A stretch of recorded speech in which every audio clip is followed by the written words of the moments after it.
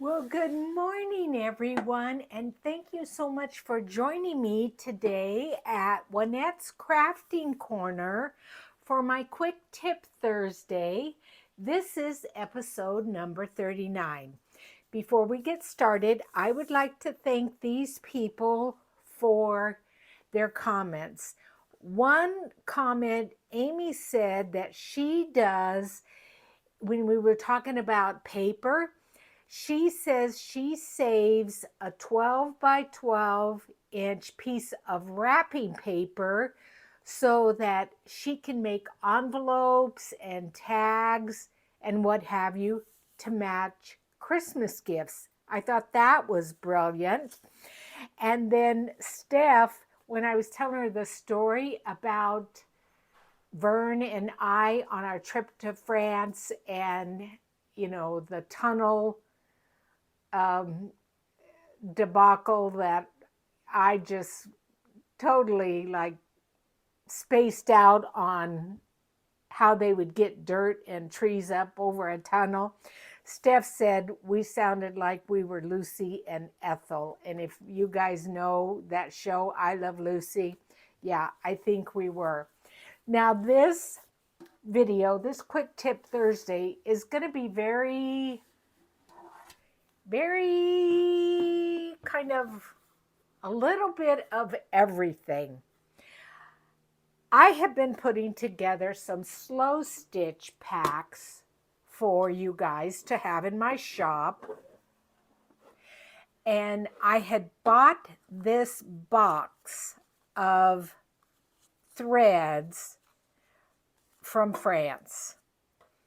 And in it is everything from like thread like this, which it feels really tough, to some threads like this, to threads like this, which is beautiful thread.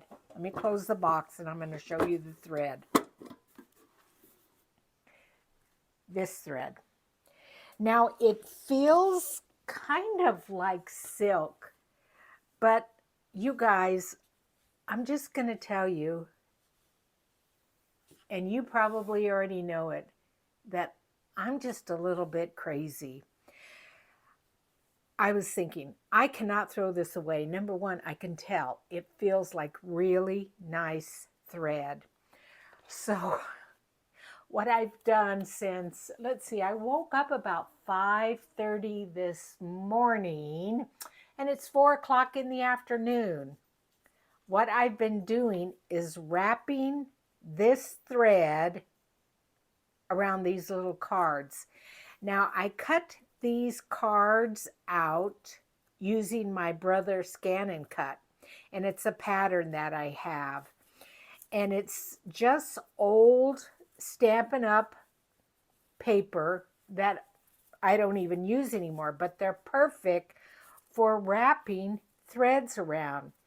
And because the thread was such a mess and a tangle, this is what I've come up with. I needed 36 of them because I'm making 36 neutral colored slow stitch packs. So I don't know if that's a quick tip or what. I think a lot of people would probably just say, I think I'm going to just go buy some thread and be done with it. That's one of my tips, okay? The other thing is, and again, this is just going to give you some insight into my world. So I was binding my December daily journals that I'm working on. And you remember, this is from the Slow Stitch Saturday. So I've added some more stitching on here. But I was binding in the papers. And I wanted a hidden spine. And I was looking for a good color of waxed thread that I liked. And I came up with one that it's okay, but I would like a better one. And this is what I have left over with my waxed thread that I purchased when I first started making journals. And it's got some pretty good colors. It didn't have the green I wanted. It has a couple of reds that would maybe be okay. But I went on Amazon searching for more waxed threads because I thought, I want better colors for my journals. And I'm going to show you what I found. And I will link these in the description box. So it was a box of 42 colors, which will I ever use 42 colors in all of my days of making journals? No, probably not. But they weren't very expensive. Look at how many is here. That many colors. And what really caught my eye when I was looking at it on Amazon was the purple. Because over there in those little bags I have, there was no purple. And I thought, ooh, I think I need some purple.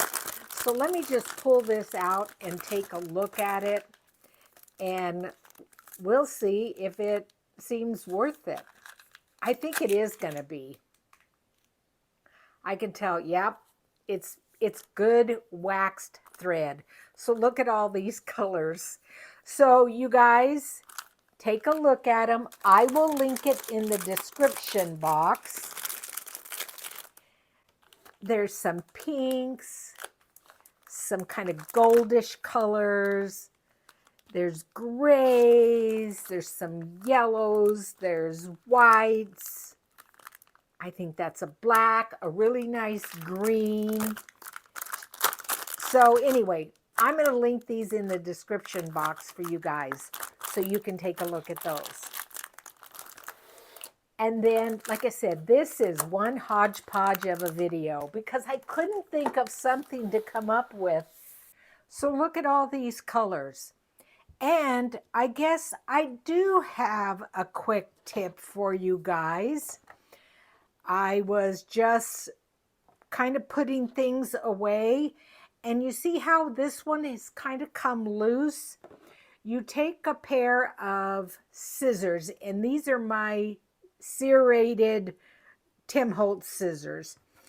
And because this is a cardboard, all you have to do is snip it just to the end, and then you slide that wax thread in there and it won't come loose.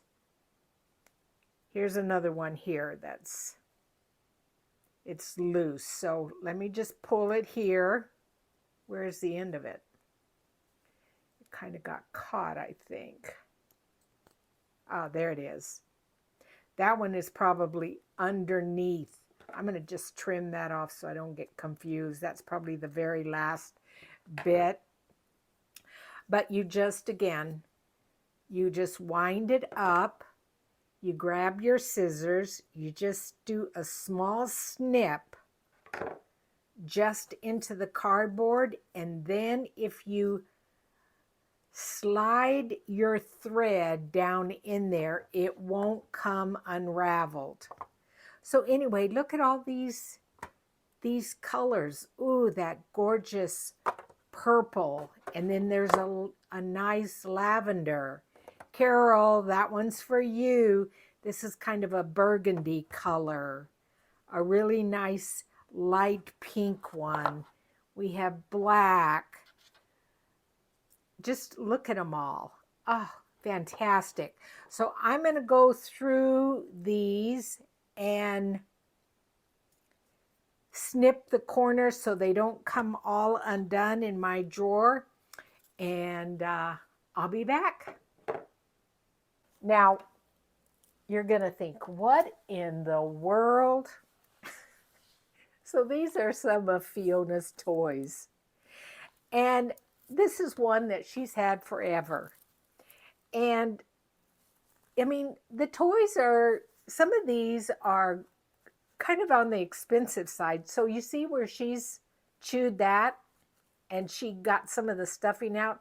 So I just run my sewing machine over that and close that. Here I had to do some hand stitching and it's lost its legs. Here I had to do the nose because she chewed in that. Well, the other day I go to my bed because she always has to have a toy in bed with her when we go to bed. So this is one of the chew toys that I pick up at PetSmart. It says it's supposed to be tough. Well, they don't know about my sweet little Fiona.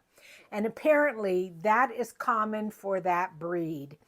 So I've already repaired this. I think is it an alligator? I don't know. But I've already repaired it one time.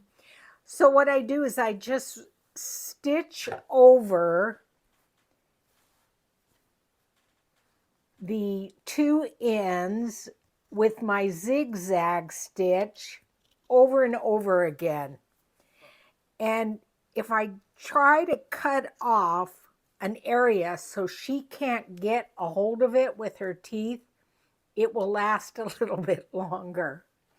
But obviously, if I'm going to wrap thread that's all up in a ball to save some money, I'm going to sew my sweet little Miss Fiona's toys so that they last longer.